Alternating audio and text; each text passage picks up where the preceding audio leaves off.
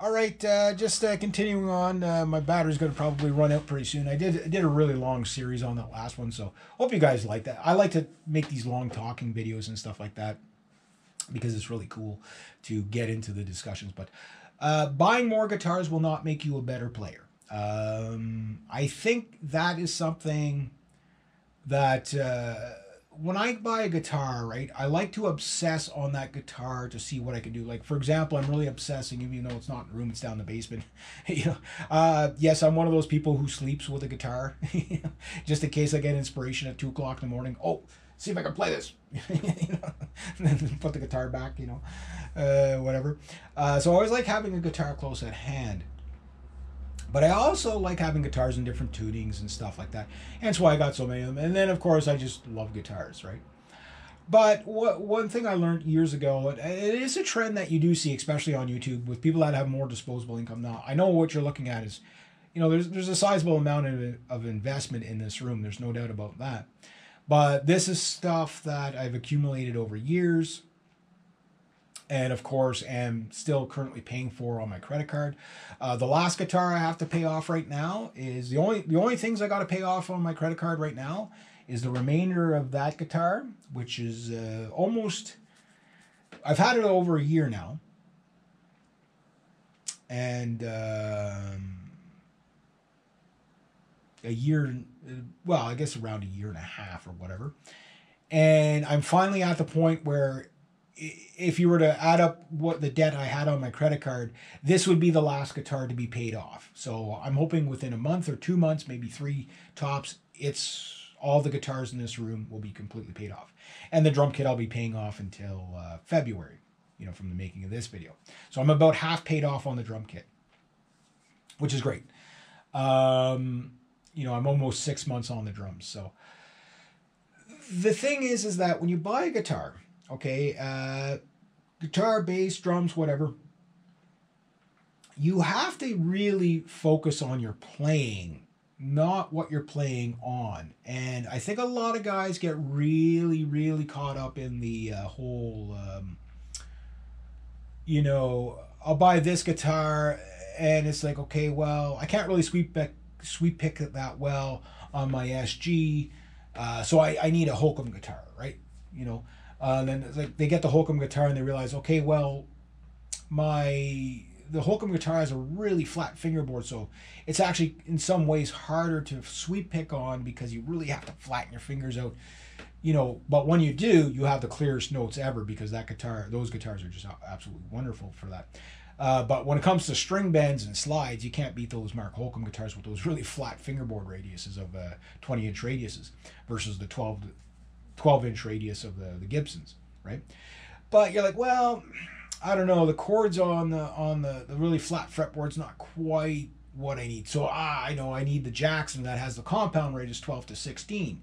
Yeah, that'll do it. And it kind of does, actually. It's kind of the best of both worlds, actually. But at the end of the day, I can't play that SG any better than I can play the Holcomb guitar or that Jackson Flying V or the SG3 or whatever. That has nothing to do with it. What happens is how well I play in general, how much I practice.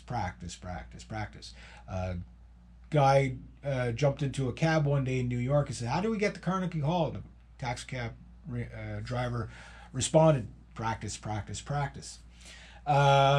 And it's true. Like a lot of guys are buying guitars as a kind of a fill-in that if I buy a new guitar, the dopamine hit I get from buying the new guitar will offset that I can't do a certain type of thing, cross picking, hybrid picking, sweep picking, tremolo picking, or alternate picking, whatever. You know what I mean? Like it's kind of to distract yourself from sitting down and just pounding it out. Like just really getting into having the right pick angles and stuff like that. Right now I'm really trying to get into like the last past year, I've been really into the sweep picking stuff, and I've been trying to learn with the idea of there's no point in learning a lick or anything. You can start with Jason Becker's Sereno. That'll keep you going for a year. Just learning how to play that if you're not into if you don't already know how to sweep pick. My sweep picking is getting a lot smoother, a lot better. At concert volume, I'm still sloppy as hell. So Mesa Boogie cranked up with the Fender Hot Rod, cranked up with the Dimebag pedal. Yeah, it's messy. All this unwanted noise, right? I practice it on my acoustic guitars. I practice sweep picking on my freaking 12 string. It's murdersome to do that, especially with that really high action. But it gets better and better and better. And you know what? The one factor that doesn't really matter that much is the guitar I do it on. Yes, you got to work harder on guitars with stiffer action and heavier strings, longer scale lengths. Sweep picking on the 7 string or the 8 string is murdersome because of that 26.5-inch scale length. That's why most of the super shredder guys don't play 7 strings. They just play the 6 strings because of the scale lengths, right? You'll never catch Yngwie really shredding on a 7 string, or, you know, like Steve Vai's 7 strings are a short scale length. They're 25.5.